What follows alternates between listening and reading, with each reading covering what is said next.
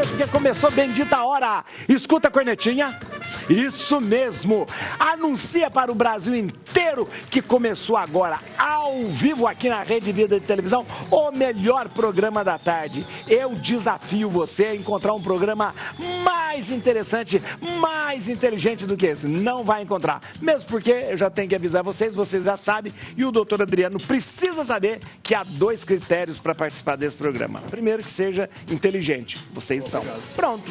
Mas o mais importante, que seja bonito. Pronto, aí ó, não, é proibido entrar gente feia aqui, proibido entrar. Tem uma placa ali fora, é proibido entrar gente feia. Por isso a gente deixou a Letícia entrar aqui, tá vendo? Olha, ó.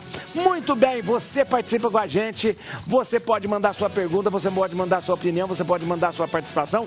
Usa o YouTube para isso, youtube.com/TV Rede Vida, e você manda aí no chat do YouTube para as suas perguntas, aquilo que você quiser participar. Vamos apresentar quem está com a gente aqui hoje, doutor Adriano Leonardi. Muito obrigado, seja bem-vindo. Doutor Adriano é ortopedista especializado em joelho e médico do esporte, né? Obrigado, doutor. Muito obrigado. Muito obrigado. Mais aí, espero contribuir bastante. Muito bom. Doutora Fabiola Rodrigues, nossa cirurgiã dentista especialista em harmonização facial. Gente, obrigado. Muito obrigado. Olha, obrigado mesmo. Caroline Trevisan Oliveira. Obrigada, nossa nutricionista, olha aí, obrigado, viu? Obrigado, muito bom, viu? E a doutora Karen Rigoni Bacalhau, né? Nossa cirurgiã vascular, esposa do grande doutor Fernando Bacalhau. Obrigada pelo convite. Mas ela é maior do que ele, né? Doutor Fernando Bacalhau, obrigado, cirurgiã vascular, obrigado. Eu sempre fico muito emocionado de ver essa dedicação de vocês, de dispor do tempo de vocês, do tempo de vocês até de trabalho para estar aqui na televisão, prestando um serviço para as pessoas. Porque eu acho muito importante que chegue até as pessoas informação de qualidade. A gente sabe que a internet hoje é um problema, chega tudo quanto a informação. A gente precisa ter rigor nessas informações. Então, por isso eu agradeço vocês. É um grande serviço mesmo. Vamos começar o programa com o nosso pensamento do dia, que é esse: eu penso bem antes de agir. Dá errado, mas pelo menos eu pensei. Então, o que importa é pensar. Então, eu penso bem, pensa bem antes de agir, mas eu pensei, deu errado, mas pensou. Tá bom. Vamos começar, Rodolfo? Vamos. Tem que começar. Então, vocês me dão licença que eu já vou começar daqui. Notícia aqui pra gente comentar, vamos ver aqui.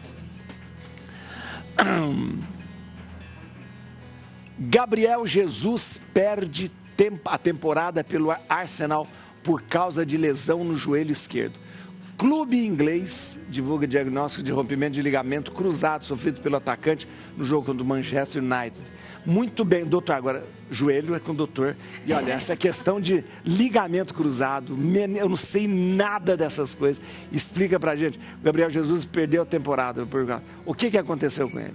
Ele sofreu uma lesão que é muito comum no futebol, que é a ruptura do cruzado anterior. O que é cruzado anterior? O ligamento está mostrando lá. Então, aquele ligamento lá, que ele está entre a tíbia e o fêmur, e ele não deixa a tíbia correr para frente conforme a gente freia.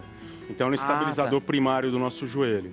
Então, esportes de contato físico, e alguns sem contato físico, a pessoa quando sofre um entorse ou cai um adversário, por exemplo, numa luta em cima do joelho da pessoa, ela tem um risco dela romper o cruzado. E aí, rompendo o cruzado, ela é uma estrutura que não cicatriza de maneira espontânea. Então, a gente precisa fazer a cirurgia, chama reconstrução do ligamento cruzado anterior. Isso, você abre o joelho e costura aquele cruzado? Não, a gente quando se começou a operar cruzado, tentou se costurar e nunca deu certo. Então, a gente coloca uma outra coisa no lugar do ligamento, que é chamado de enxerto. Aí são várias fontes de enxerto, né? No Brasil, a gente usa do corpo da própria pessoa. Fora do Brasil, alguns países é mais comum de cadáver, por exemplo, Estados Unidos. Ah, é? Tem as controvérsias de se usar da própria pessoa do cadáver. A questão da bioética. E a gente usa o tendão patelar, o tendão de cima do joelho chamado quadricipital, e eu, particularmente, gosto de usar os posteriores de coxa. Que ficam atrás. São tendões mesmo, que você tira um pedacinho daquele... Tira 2 tendões, coloca um em cima do outro, são 4 perninhas, a gente tira o quadro, e a gente faz os túneis olhando por vídeo, sem abrir o joelho, e reconstrói o ligamento cruzado anterior. Na mesma cirurgia, se tiver uma lesão de menisco, por exemplo, a gente sutura o menisco e reconstrói os ligamentos ou faz uma transplante de cartilagem que tiver na lesão. O que acontece, que é minha tese de mestrado, por coincidência, que a gente tem 6 meses para esse seu enxerto do paciente virar um ligamento. Ele passa por uma transformação. Ele vira. Envolve a célula tronco se transformar em ligamento. E a partir de 6 meses ele está forte o suficiente para conseguir começar a voltar para o esporte. Com 6 meses, o atleta ou o esportista, ele não está, do ponto de vista biomecânico, pronto para voltar para o esporte. Ele precisa melhorar a questão de ativação muscular, agilidade, se preparar para aquele esporte. Aí de 6 meses a 9 meses, a preparação e retorno para o esporte, que a gente chama de transição para o esporte. Por isso que se falou de perder a temporada. Praticamente vai um ano isso aí. Antigamente, até uns 10 anos atrás, se falava muito de protocolo de acelerar. Não esquece. Hoje em dia se voltou, o atleta profissional é tratado como não atleta, então por isso que ele perdeu aí a temporada. E tem uma coisa curiosa, que você não sabe. O índice de lesão de ruptura de cruzado para o mesmo esporte é maior em mulheres do que em homens. Do que em homens? Por quê? O que acontece? A mulher tem um fator biomecânico, a mulher quando aterrissa, ela tem um desequilíbrio entre quadril, joelho e tornozelo, ela cai... Por causa da constituição... Não, ela cai biomecanicamente, dinamicamente. Ela costuma cair rodando o joelho para dentro, então ela tem uma chance maior de torcer o joelho. Devido aos hormônios da mulher, o estrógeno, ela tem menos colágeno dentro do ligamento, então é um ligamento mais frágil. E tem uma variação do ciclo menstrual também, que aumenta o risco de lesão. Entre a fase folicular e a menstruação, ela tem um risco maior de ter lesão. Mas por que a gente está vendo mais notícia de ligamento, de ligamento cruzado? Agora você falou isso, porque o que acontece? O atleta, mesmo sendo um profissional, ele passa por muita preparação física. Se você pegar Campeonato Brasileiro, você tem poucas lesões de cruzado durante o ano. Você pega a Série B e C, tem mais. Porque a preparação física é ruim para o esporte. Mas você tem muito campeonato se entrelaçando. Então, a gente sabe, e a gente tem marcadores em medicina esportiva, se o atleta está ou não em overtraining. E se ele tiver em overtraining, ele tem um risco maior de ter a lesão de cruzado. Overtraining significa que ele está treinando mais do que... Mas ele não está tendo... Porque assim, você faz um treinamento, aí você dorme, quando você dorme, o seu organismo vai lá e recompõe colágeno, tendão, músculo, cartilagem, etc. Se você não faz um recovery adequado, que é um campeonato em cima do outro, mais treinamento, aumenta o risco. Então a gente está tendo um número maior de lesão de cruzado, o Neymar acabou de ser operado, por conta da quantidade de exigência do atleta. De exigência dele. E de... Agora, doutor, o senhor falou que geralmente para fazer esse enxerto e tal, tira-se o tendão, passa por... Ele não vai fazer falta ali? Ele faz falta por 6 meses. Depois de 6 meses ele regenera. Pelo menos os posteriores. O tendão patelar, que é muito popular entre ortopedistas mais velhos, ele não regenera, então você reduz o tamanho dele e está atrelado à dor depois para voltar para o esporte. Nossa, mãe. Entendeu? Que interessante. Agora, o jogador aí, ele vai perder um ano. Ele acaba perdendo um ano, é ruim, perde contrato. Mas ele precisa tá treinando, ele precisa estar fazendo fisioterapia. Precisa voltar 100%. Porque o grande problema, e é muito comum no esporte, é a relesão. Voltou antes do tempo, não está preparado, rompe de novo. Mais uma. Eu, esse ano, por exemplo, operei, aliás, final do ano passado, um rapaz que tinha rompido pela 4ª vez. Tá brincando? Pela 4ª vez. Agora, em bola, né? Nossa senhora. Doutor, e o sintoma de quando rompe? O que é dor? Desequilíbrio? A primeira vez, ele sente um estalo, enche o joelho na hora, que é o sangramento, ele tenta até conseguir jogar, conseguir se manter no esporte, chega uma hora que fica inviável, e aí não consegue mais andar, e algumas semanas depois a gente começa a ter instabilidade, tanto no posterior quanto o rotatório. Porque ele faz isso, ele que faz. Ele deixa de segurar. Então 0 a 30 graus é só o cruzado segurando, e aí você começa a ter instabilidade. Entendeu? Então o consenso mundial é a gente operar paciente jovem e ativo. Pacientes mais velhos ou ruptura parcial, quando ele só estica, a gente pode deixar para segundo plano. Não precisa nem de repente nem pensar no normal. A gente pode esperar. Se o paciente começar a ter instabilidade, a gente pode operar. Nossa, mãe. Eu tenho um monte de perguntas de joelho, que eu tô com uma dor no joelho. Eu tô com uma dor no joelho, de verdade. Eu não tenho dor no joelho, mas quando eu ajoelho, e eu preciso ajoelhar muito, né? Quando eu ajoelho, eu sinto uma facada no meu joelho, né? Tanto é que eu nem tô rezando mais. Mentira. Mas é verdade. Intoxicação alimentar e virose. Não confunda muito bem, vamos entender direitinho o que é isso.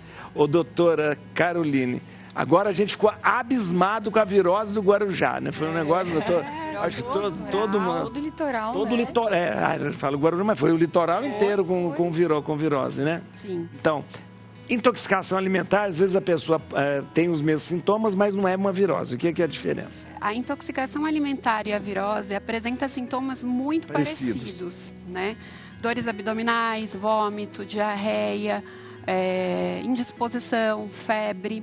Existe uma diferença, a intoxicação manifesta, a pessoa faz febre um pouco maior, né? Mas a intoxicação, ela pode ser causada por bactérias que produzem toxinas e está num alimento que você armazena de forma errada. Ou que não tem refrigeração, condições higiênico-sanitárias adequadas. A virose nós podemos pegar de alimentos, de água e de contato com pessoas que estão contaminadas. Então, a virose é transmitida por vírus, por falta de higiene, então não higienização das mãos, contato com pessoas que possam estar contaminadas. No verão a gente tem as praias aí, onde os banhistas acabam fazendo coisas na água que não deveriam e a água fica muito mais contaminada. E aí as pessoas acabam engolindo um pouco daquela água, tendo contato, inalando. Olha, aquela coisa do gelo também, o gelo que usa para fazer as caipirinhas na praia também, aqueles gelos maravilhosos. No verão nós temos também essa exposição a alimentos que estão ali na areia, são vendidos na areia. Aquele milho, né, que é feito naquela água que nós não sabemos de onde vem. Isso mesmo, Aquele churros que anda a praia toda descoberto. Verdade.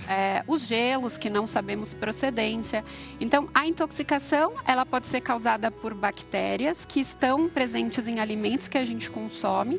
E a virose, ela é transmitida pessoa a pessoa por falta de higienização. Tanto na parte da produção do alimento, acondicionamento também, como a falta de higienização de mãos, o contato com a pessoa. A intoxicação alimentar, ela pode, de repente, apresentar só um desconforto, odor, assim? A intoxicação alimentar, ela costuma ser muito mais grave do que a virose. Do que a virose? Tá?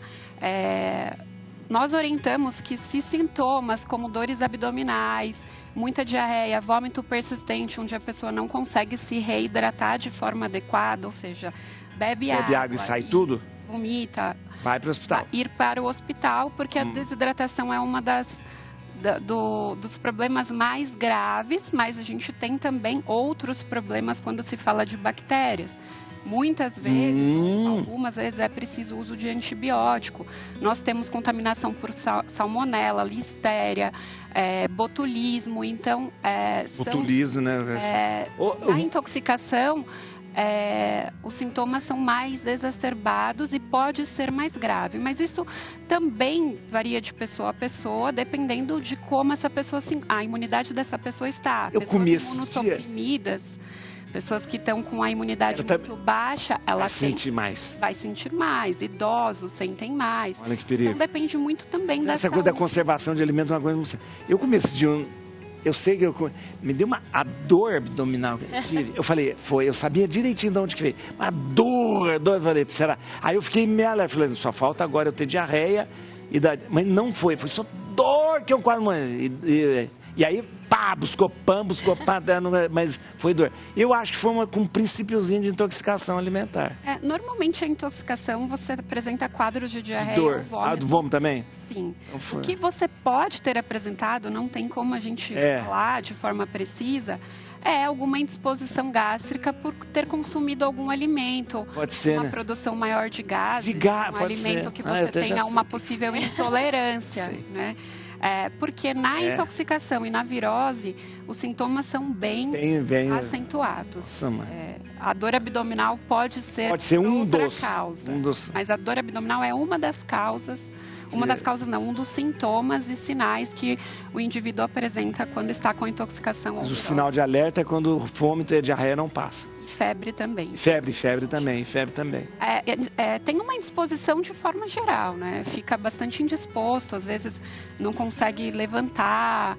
Quando isso persiste muito, nós orientamos que procure o serviço médico. A pessoa fica lá só no Gatorade. Gatorade. Tratar com isotônicos, com o próprio soro caseiro. Caseiro, né? Com bebidas de todos os tipos, sopas, caldos, tudo que for... Tudo que mais líquido e tal. Frutas com maior teor de água também ajuda. Melancia é bom? Melancia, melão. Nossa, melancia, abacaxi. Dá licença, eu falo com... Pera aqui, gente. Vocês estão tomando café? Estão, né? Deixa eu ver se tá todo mundo tomando café. Você tá fingindo que tá tomando café. Porque... Ai de quem não tomar o nosso café. Eu sempre falo, ali é a nossa hora do café, aquela lá. Ela fica, é a nossa hora, de verdade, nossa hora do café. Preciso de uma dessas. É verdade. E quem não toma café deixa muito triste o nosso E você como mineiro. Como mineiro, é verdade, você viu a nossa xicrinha. Apesar que Minas tem mais leite que café, né? Antigamente o leite era Minas e café era São Paulo, né? Tinha uma aquela disputa, coisa uma rivalidade. Do café, mas hoje o café de Minas é um melhor. Nossa, não tem mais. Tem par. Não tem par. par. Vamos lá, gente, mais aqui, ó, vamos ver aqui, ó. Doenças venenosas no verão, como calor... Venenosas. Doenças venenosas. Doenças venenosas foi Doenças venenosas no verão, como o calor pode impactar a sua saúde. Venosa significa de veia, gente. Veia. De vasos, né? Isso mesmo. O que acontece? O aumenta verão, mesmo a incidência? Aumenta, porque assim, o verão, ele causa naturalmente em todas as pessoas uma vasodilatação. Então, você pode ver quando você pratica um esporte, alguma coisa, você fica mais vermelho, às vezes mais inchado. Isso é uma vasodilatação natural do nosso corpo que serve para fazer um equilíbrio de temperatura. Então, quando você tem temperaturas mais altas, você vasodilata para fazer esse equilíbrio. Isso. E essa vasodilatação para uma pessoa que já tem as doenças venosas, então tem varizes, as veias já são dilatadas, então você potencializa muito esses sintomas. Então, todos os sintomas de varizes, aquele inchaço, peso, cansaço. E no verão é muito comum, no consultório, o paciente que foi para a praia, volta e vai na consulta vascular porque a perna lá na praia inchou, ficou vermelha, e aí a pessoa dá uma desesperada, achando que é algo até mais grave, né? Não é um pouco natural. Natural. Assim, pode ser, então é sempre bom procurar, mas mesmo esse inchaço, entre aspas, fisiológico, pode dar esse vermelhão também. Fisiológico mais ou menos, porque não era para estar acontecendo, né? Precisa tratar as varizes para que isso não aconteça de novo. Mas pode não ser uma trombose, nem nada mais grave, ser só esse inchaço dessa vasodilatação causada pelo verão. Agora, deixa eu falar uma coisa.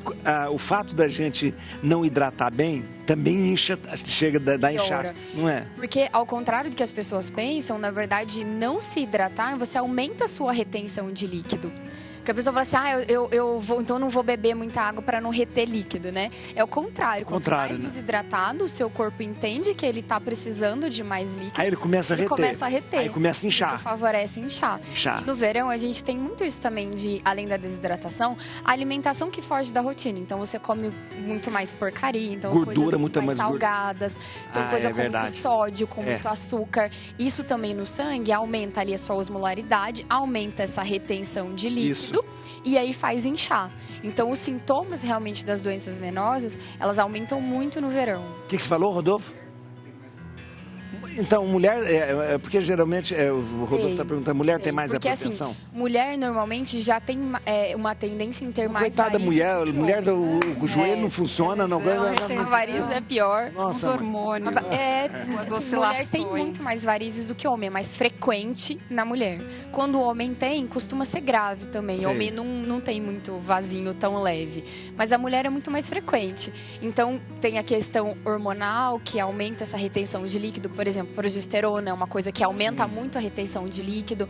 Então, às vezes, a mulher pode estar fazendo reposição hormonal, ou mesmo a nossa natural aumenta essa retenção de líquido. Então, isso tudo juntando, você vai somando. E aí, soma essa vasodilatação do verão, os sintomas aumentam muito. Tanto que eu tenho muitos pacientes que, às vezes, precisam de um tratamento clínico para as varizes a mais, assim, no período de verão. E esses sintomas, quando chega o inverno, eles estabilizam e tem uma melhora mais significativa. Doutora, toda vez que a senhora fala de varizes, a senhora está falando especificamente de quê? Não é já daqui da veia, que já saltou, que tal? O que são? Não necessariamente. Não necessariamente. Porque o sintoma de varizes, claro que quadros mais graves a gente imagina que tenha mais sintomas. Isso. Mas não necessariamente. Você pode ter pessoa com varizes enormes na perna que não sente absolutamente nada. E às vezes pessoas que têm quadros mais leves, varizes menores, o famoso varizes internas que visivelmente nem são tão aparentes. Varizes são as vezes que arrebenta, As varizes foram veias que elas estão dilatadas. E as válvulas estão incompetentes. Porque o nosso sangue ele tem que ir do pé de volta para o coração. Então a gente tem ele que vai fazer através de isso válvulas. Contra a lei da gravidade. Então, para que esse sangue não volte, eu tenho válvulas nessa posição que faz com que o sangue passe e quando ele tende a voltar, essa válvula para o sangue. Ele abre sim, faz. Na varizes, eu tenho uma frouxidão e uma dilatação dessa veia, então a minha válvula se afasta. E aí esse sangue começa a refluir. Começa a voltar. O meu sintoma piora. E no verão, o fato de eu ter essa vasodilatação, eu aumento essa insuficiência, eu pioro esses sintomas. Nossa, interessante. Agora, é imprescindível que a pessoa consulte um vascular. Porque esses sintomas, por exemplo, esse vermelhão que pode acontecer não sendo nada tão grave, mas o sintoma de um inchaço, vermelho, desconforto, também pode ser um sintoma de trombose, por exemplo. Então, isso pode se misturar. Uma coisa que fica de alerta, como uma dica de diferenciação, é que a trombose costuma ser só de um lado. Tá. É raro, costuma. É raro que a gente tenha uma trombose dos dois lados, mas pode acontecer. Então, quando é de um lado só, isso chama mais a atenção de que precisa descartar uma trombose. Tem dor também, acompanhada de dor. Geralmente a dor é onde que é? Na batata da perna. Na batata da perna. Principalmente do joelho para baixo, que é onde a gente tem o maior sintoma. Até pela lei da gravidade é onde a gente tem esse acúmulo maior do sangue. Olha que interessante. Não, depois que eu aprendi com o doutor Fernando, que a batata da perna é o coração. Segundo coração. Interessante, né? Ela que faz fortalecer a batata. Agora, quando eu faço academia, a primeira coisa que eu faço é aquele gêmeo. Eu sempre oriento, porque as pessoas, na hora que vão na academia, que vai fazer... Exatamente. Ai, panturrilha. Vai lá e faz assim, ó. Ai, ninguém tá vendo, eu vou pular esse. Isso, é verdade. Eu também, não. E é muito importante. É importante. Toda vez eu lembro. Nossa, mãe, a panturrilha é para o coração funcionar. Coração da perna. Vamos ver aqui, gente. Exercício rejuvenesce ou envelhece a pele? A pergunta de R$1 milhão. Então, porque a gente quer, sabe, se eu fizer muito exercício, aí eu vou vou desgastar, vai ficar mais velho, ou vai rejuvenescer? Você acredita, padre, que tem pacientes que já falaram pra mim que não corre porque acredita que vai envelhecer por conta do impacto? Exatamente. Então, hoje, se você pesquisa em muitos blogs, em muitos sites, você vai encontrar que a atividade física ela envelhece. Gente do céu! Exatamente, mas não é bem assim que funciona. Por que a pessoa que faz atividade física, que corre, tem fica com esse aspecto de mais envelhecido? Porque conforme a gente vai fazendo atividade física, a gente perde também os coxinhos de gordura que dão sustentação para a nossa pele, o que é natural. A gente emagrece o corpo, emagrece o rosto também. E nisso, a gente fica com um efeito um pouco, o rosto meio chupado, vamos falar. Porque quando você emagrece. Sim, quando você emagrece. Mas os marcadores de inflamação, todo o seu sistema, todo o seu organismo, todo o seu organismo ele vai estar melhorando, então a produção de colágeno, a sua imunidade, tudo isso ele vai melhorar com exercício físico. Depois, gente, não dá para falar, não dá para você ser saudável sem exercício físico. Não dá, não existe. O exercício físico ele diminui o cortisol no sangue, a gente já sabe que o cortisol ele é inimigo número 1 do colágeno, então diminuindo a produção de cortisol, você também acaba melhorando o estímulo de colágeno da sua pele. Sim, olha que interessante. Por isso que a pessoa dormindo bem, descansando bem, fazendo exercício, aquela coisa, ela vai ter uma... Exatamente. Só que tem que tomar um cuidado. Quem corre na rua e quem corre dentro da academia. Se você vai fazer atividade física ao ar livre, você tem que se proteger, usar protetor solar básico, né? Se hidratar bem. Né? Então, talvez essa coisa da pessoa falar, eu faço muito exercício, acaba envelhecendo, é porque ela não toma conta, não cuida com essa questão da radiação solar, essa radiação, e também que ela não ela não associa ao seu estilo de vida, né? Então, alimentação. Às vezes a pessoa fuma, às vezes a pessoa ela não leva um estilo de vida saudável e depois ela culpa. Eu não faço, não vou pra academia para não emagrecer, para não ficar com o rosto envelhecido, né? Posso falar uma coisinha, acrescentar? Muitas pessoas acabam falando que a atividade física leva ao envelhecimento pela exposição solar, né? Que muitos praticam ao ar livre, e porque respirar e a atividade física leva à produção de espécie reativa de oxigênio. O que é isso, gente? E são substâncias oxidantes. Ah, tá. Então, o que eu queria acrescentar, que está aqui dentro da minha alçada, se nós conseguirmos ajustar a alimentação e a suplementação com substâncias antioxidantes, a gente consegue reduzir o processo de envelhecimento que viver faz a gente ter. O processo de respirar nos leva a envelhecer. Engraçado. Por isso que quanto mais anos nós temos, mais velhos. A oxidação ficamos. É isso, né? É um paradoxo, né? Na verdade, você precisa do oxigênio. O oxigênio vai entrar no seu organismo, vai oxidar a célula. É um processo bioquímico. Vai matar a célula. Ao mesmo tempo que te mantém vivo, ele mata a sua célula também. Ele não mata, né? É um processo natural. É um processo natural do corpo. Mas se nós olharmos, além de tudo isso que ela trouxe, de todos os pilares, atividade física, gerenciamento de estresse, qualidade de sono, se nós olharmos a alimentação com esse aporte de nutrientes antioxidantes de forma adequada, anti-inflamatórios, a gente consegue reduzir o processo de envelhecimento. Todo mundo vai envelhecer, mas a gente lentifica. Até complementando, o grande crítica é esporte de alta endurance. Isso. Então a gente tem um corredor de final de semana do Parque Ibirapuera e a gente tem um ultramaratonista, por exemplo. Tem uma paciente minha que é da Seleção Brasileira de Ultramaratona. Ela fez um treino leve no final de semana passada, ela só correu 100 quilômetros. Ah, isso é o treino leve dela. Sim, tranquilo. Já é uma pessoa que já sofreu fratura por estresse e tal. Então, esse perfil de endurance, muita endurance, geralmente está mais propenso a ter essa questão do envelhecimento até maior. problemas cardíacos. Isso, dentre outros problemas, né? A gente sabe que mas isso é o de alta intensidade, é aquele exagero. Exagero. Se o paciente no consultório fala, você acha que está exagerando? Pergunta para sua avó. Se a avó achar que está exagerando. Eu já contei aqui, o Delfineto fala, o Delfineto morreu ano passado, mas ele morreu quase 100 anos, né? E ele tinha uma teoria muito maluca, ele falava assim, na verdade, o coração, ele foi feito para bater uma quantidade de vezes. Então, quando você faz exercício físico, você faz ele você gasta as quantidades de vezes que ele bate. Então, o melhor é não fazer isso. Não faz nada.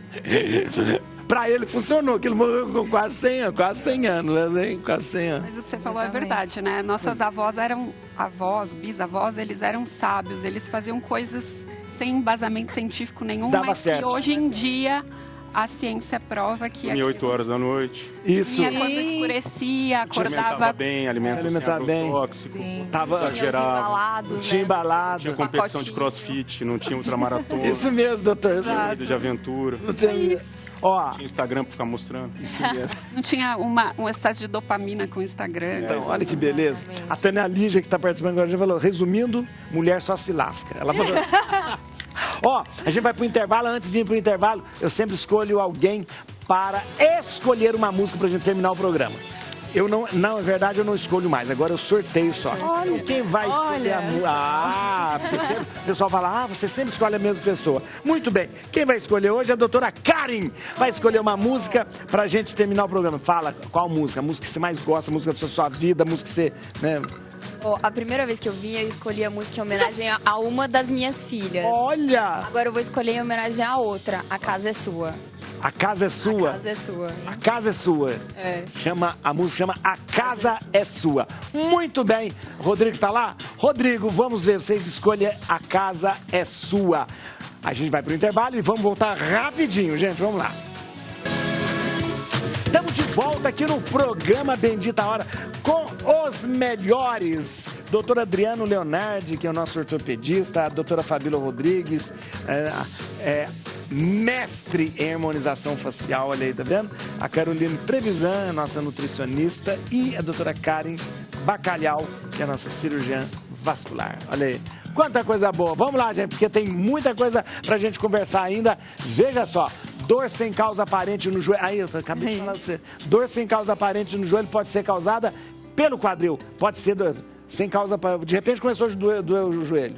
Então, isso é uma das coisas mais controversas na minha área, né? Porque hoje em dia, como a gente tem muito exame de imagem... É muito comum assim, chega paciente no consultório acima de 40 anos de idade, que já começa a ter alguma senescência da articulação, aí o médico olha a ressonância, olha o laudo e fala que ele está tendo um problema, por exemplo, uma doença muito comum de mulheres, a condromalácia, amolecimento da cartilagem. Aí você vai ver a causa da dor está vindo por outro lugar, né? Eu sou de uma geração de transição. Eu fiz agora 25 anos de formado de graduação. Eu pensei que eu tinha 25 anos de idade. Olha lá, eu tô doido. Sou de uma geração... Não fiz harmonização. Não, tá vendo? Isso é esporte bem praticado. Ah, tá vendo? Na medida certa. Então, assim, eu sou de uma geração, e eu defendo muito isso, de examinar o paciente. Exame de imagem, o paciente chegou no consultório com o exame de imagem, deixa em cima da mesa, não olha, olha laudo, examina o paciente, aí você confronta com o exame de imagem. É a área dela também, né? E aí você vê se tem alguma correlação ou não. E é muito comum da gente pegar a chamada dor irradiada. Então a pessoa tem um problema no quadril e irradia para o joelho. Eu já vi pessoas sendo operadas do joelho devido a ter o quadril travado. Aí você vai perguntar, o médico examinou seu quadril? Não. Examinou. Então, como eu venho de meio acadêmico, né, fiquei muito tempo dentro de meio acadêmico, a gente aquele negócio sistemático. Chegou o paciente, coloca em pé, faz vários testes, testa quadril, testa joelho, testa tornozelo. Às vezes a dor no joelho está secundária, a falta de mobilidade do tornozelo. E médico geralmente não vê isso no consultório. Então tem que ter muito bom senso. Não só do quadril, você pode ter um problema lombar, por exemplo. Que pode irradiar, pode irradiar. Você pega o território de L4 irradiando até o joelho, a pessoa tem dor no joelho por conta de um problema lá em cima. Então, como a gente tem hoje, infelizmente, muita faculdade de medicina abrindo sem critério no Brasil, e muitos exames, é muito fácil hoje em dia se pedir uma ressonância.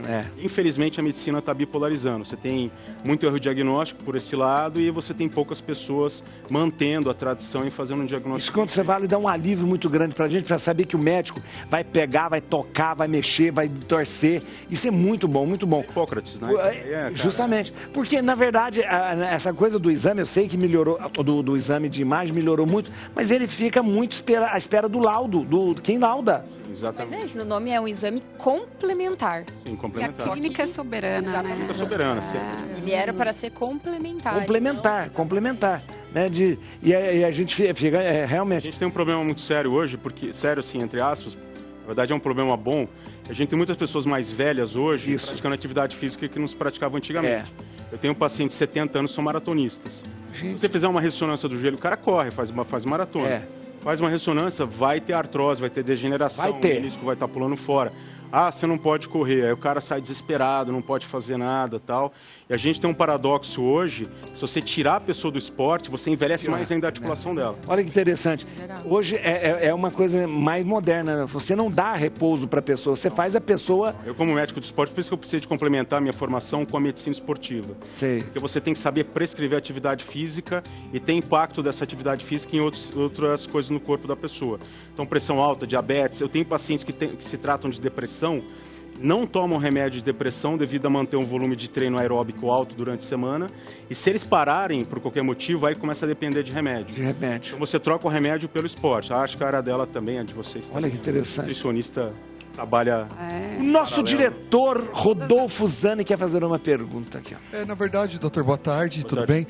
Eu queria ressaltar isso que o doutor falou, da importância, né, de um bom médico, de examinar corretamente, né?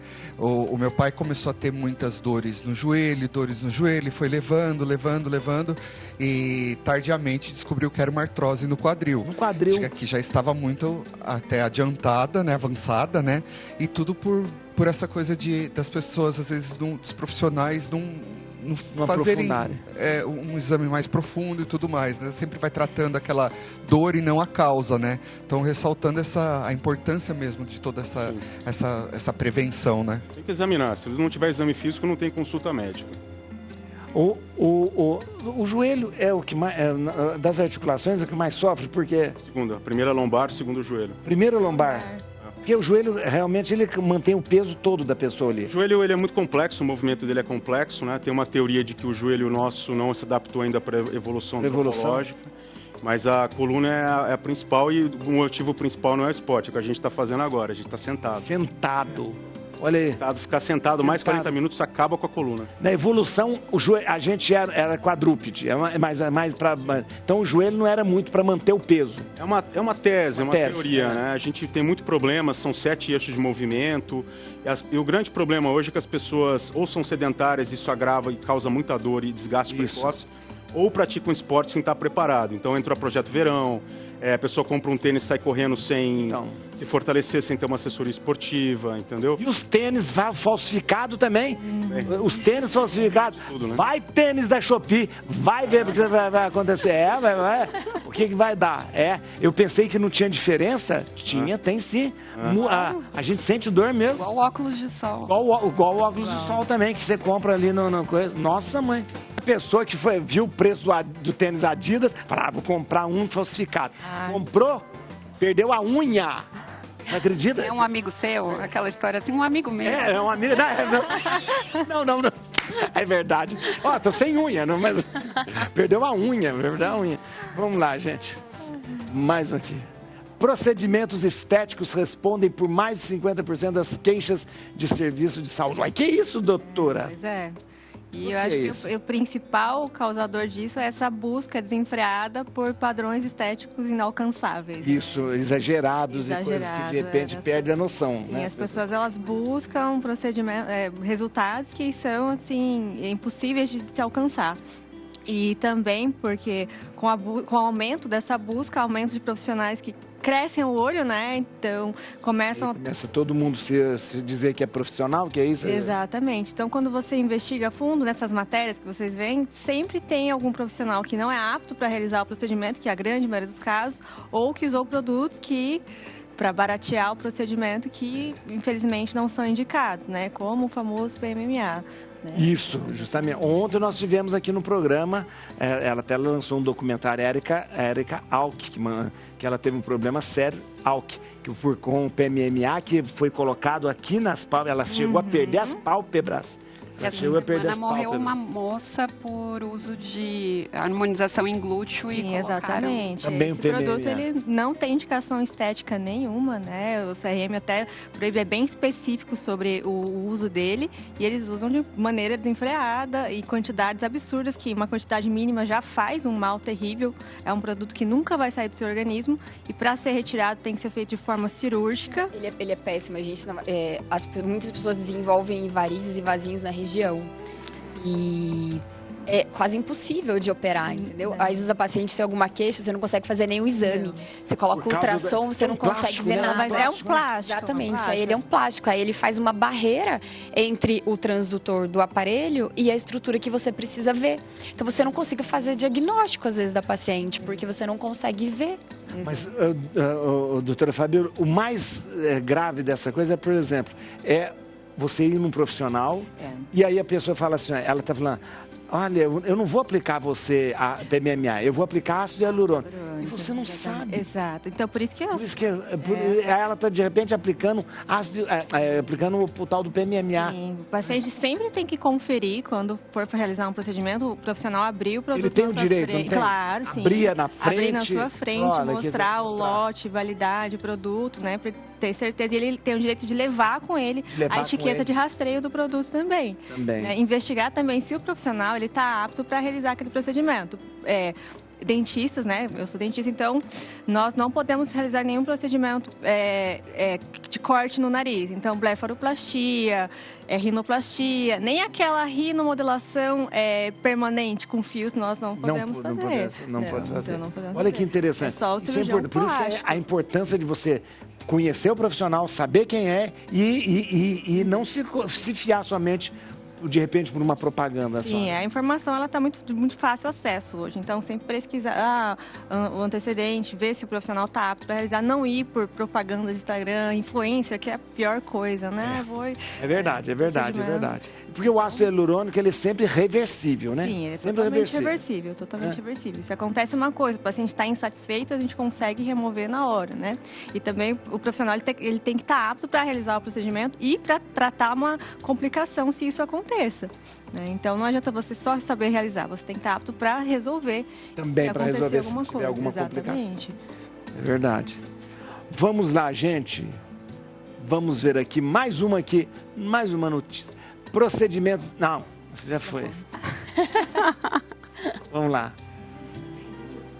Jejum intermitente. Esse negócio, gente, jejum intermitente pode levar à compulsão alimentar. Mostra isso tudo. Vou falar uma coisa, doutora Carolina. Eu sempre tenho um pé atrás com o negócio de jejum intermitente. Mas eu não sou eu que vou falar. A senhora vai falar. O jejum intermitente é uma prática milenar. Né?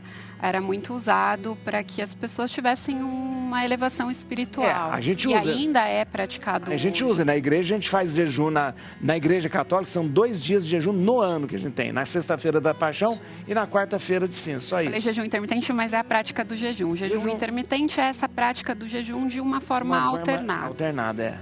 Existem estudos, e muitos estudos, que mostram os benefícios do jejum intermitente para a saúde. Que traz consequências estéticas como o emagrecimento. Então, o jejum, ele é uma estratégia para trazer mais saúde e longevidade para as pessoas.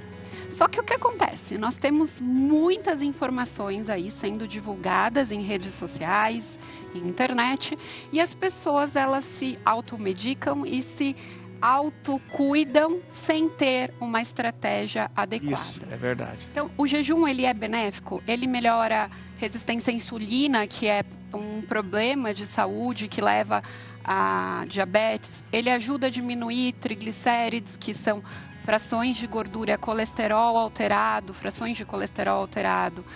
gordura hepática, esteatose, que é aquela gordura no fígado que muitas pessoas apresentam. Então, o jejum, ele traz muitos benefícios. Ajuda em multiplicação de mitocôndria, que é um lugar específico onde nós produzimos energia na célula. É muito bom quando orientado. A gente já não faz um jejum de noite, quando a gente vai dormir? Já não é um jejum? Sim, mas a gente tem estudos que mostram bioquimicamente e fisiologicamente que o tempo que a gente faz o jejum no sono não é suficiente para trazer os benefícios. Então, tem protocolos diferentes com tempo diferente de jejum. Jejum de 16 horas, de 18, de 24. Pelo amor de Deus. Só que precisa ser orientado e assistido, acompanhado por um profissional. Porque não é todo mundo que vai ter indicação para isso. E aí, falando sobre a compulsão, quando a gente fala de pessoas que tiveram já histórico de transtornos alimentares, como anorexia, bulimia e a própria compulsão alimentar. Porque aí a pessoa faz o jejum. 24 horas. Fica 24. Tem pessoas que eu vejo em grupos 48 e as pessoas disputam 72 horas. Jesus amado! O excesso de jejum leva ao catabolismo, que é a perda de massa muscular. Emagrecer perdendo massa muscular é burrice. Né? Músculo é o que a gente tem de mais importante e que está diretamente relacionado com longevidade, qualidade de vida, autonomia na velhice. Então, as pessoas, elas praticam o jejum de forma inadequada, sem orientação. O paciente diabético pode ter hipoglicemia, pode passar mal. Então, o jejum é bom, mas pode trazer problemas se não for feito da maneira correta com o protocolo adequado. E sobre a compulsão, que é o que o estudo mostra, possivelmente um estudo que avalia a parte psiquiátrica e psicológica, quando a pessoa fica por um período muito grande, restrita, ela pode, quando ela vai se alimentar, ter compulsão e querer comer mais do que ela comeria. Então, este é o cuidado. As pessoas que têm ou tiveram transtorno alimentar, nós não recomendamos a prática de jejum intermitente. Nosso diretor quer fazer uma pergunta. Tudo bem, doutora? Tudo certo. Seguinte, pessoas que também tomam, às vezes, medicamentos contínuos, também acho que não deve ser muito indicado um jejum intermitente, ou depende do medicamento também? Depende do medicamento. Não existe uma contraindicação absoluta para quem usa medicamento de uso contínuo. O que pode acontecer? Ficar de jejum e tomar um medicamento que traz uma indisposição gástrica, levar a uma gastrite. Então, cada caso precisa ser avaliado para que a gente veja se aquela pessoa, aquele indivíduo pode ou não fazer o jejum. E se houver possibilidade de trocar o horário do medicamento, alguns não dá. O medicamento para tireoide tem que ser de manhã em jejum. Então não tem como trocar. A pessoa toma o remédio, começa a ter dores gástricas, abdominais, refluxo, aí a gente tira o jejum, não faz o jejum. Existem muitas formas de melhorar a saúde. O jejum é só uma das estratégias. Agora, vocês, nutricionistas, têm que decidir, porque vocês mandam a gente comer de 3 em 3 horas. Não é? Ó, vocês têm que comer de 3 em 3 horas. Aí a gente vai lá comer 3 em 3 horas. Não, agora você não pode... Aí tem que fazer jejum. Então, o que vocês decidem? Essa ideia de comer de 3 em 3 horas, ela foi uma estratégia econômica para que a gente consuma alimentos de 3 em 3 horas. Antigamente, você comia apenas quando você tinha fome. Você ia à caça, você não tinha lugar para comprar, você não tinha lugar para armazenar.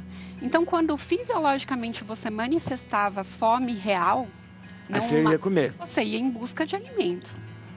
O comer de 3 em 3 horas é uma estratégia para vender snacks, para que a gente compre produtos e alimente a economia, principalmente de industrializados.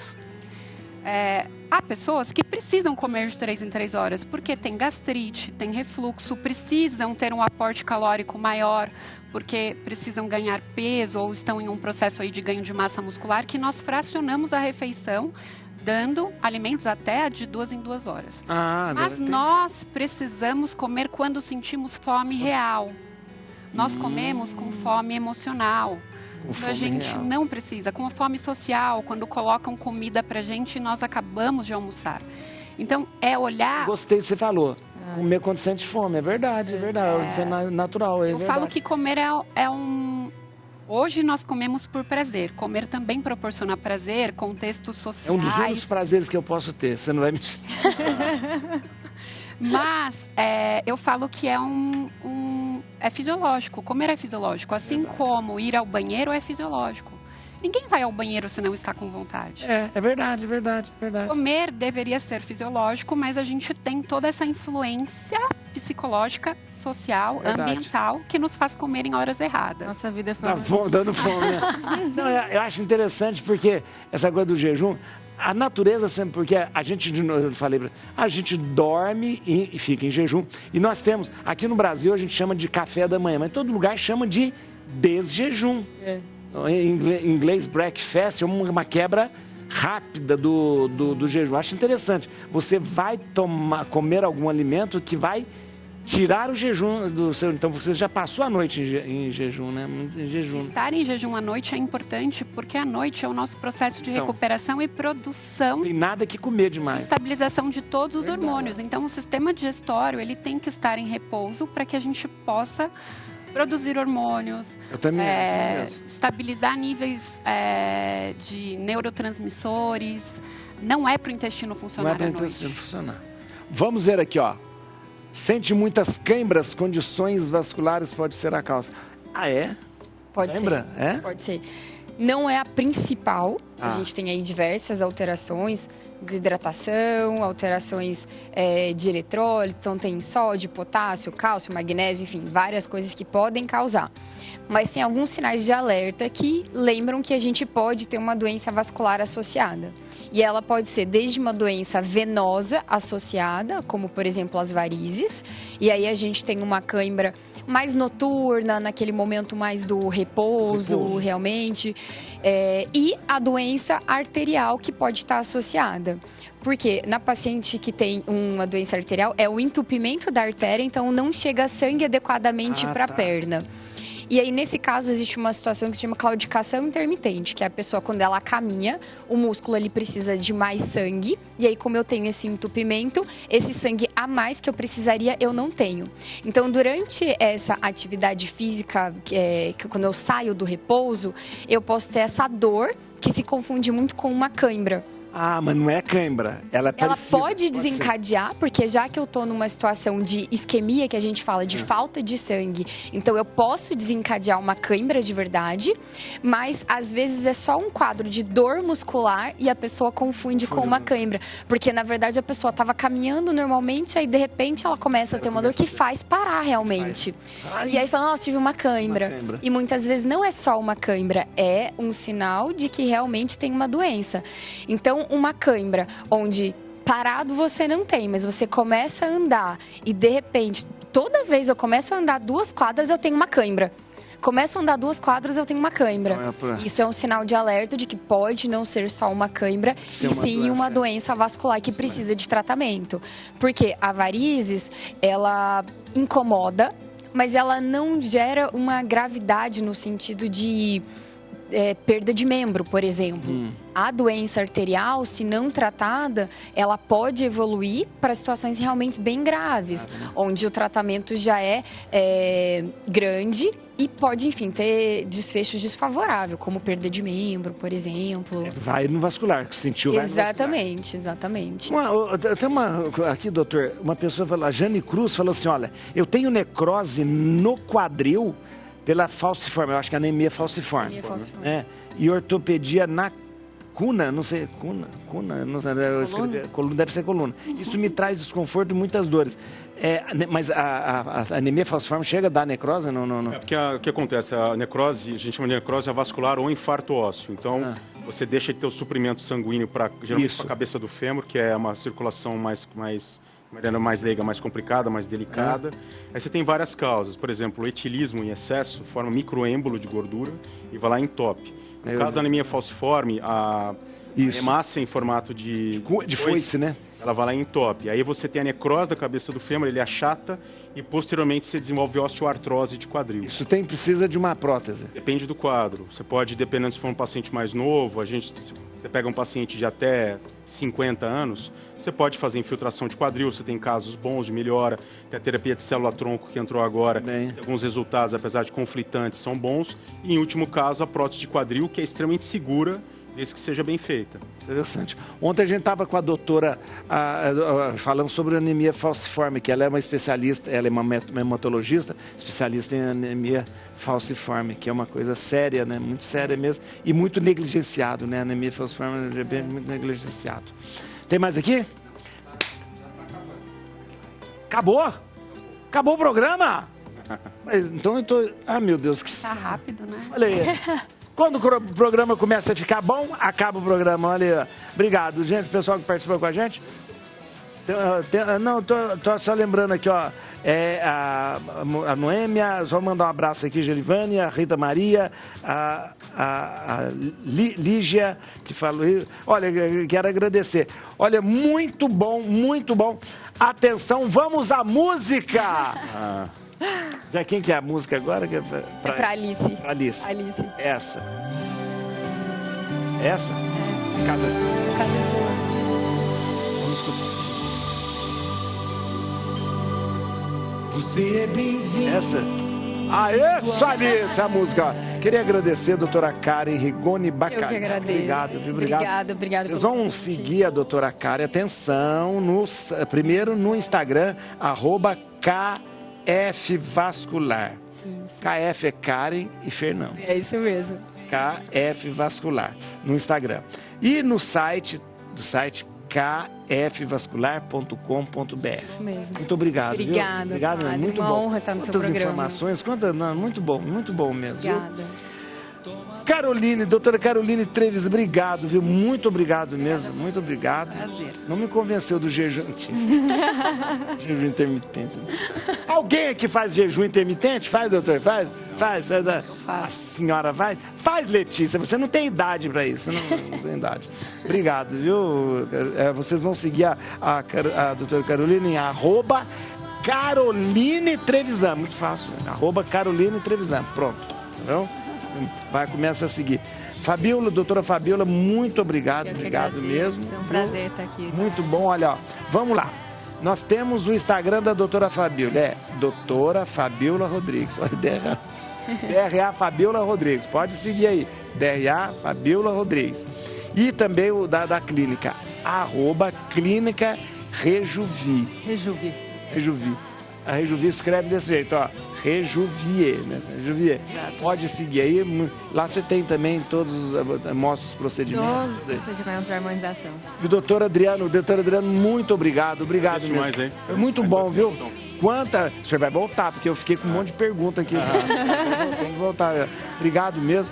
E, gente, vamos seguir o doutor Adriano, @Dr. Dr. Adriano Leonardi, no Instagram. No YouTube você tem o canal. Mesma coisa. Tudo mesma coisa.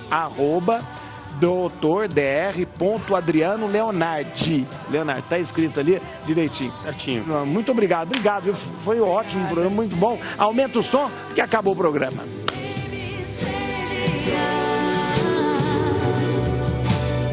Esta casa é sua casa, nós deixamos ela pra você, Jesus.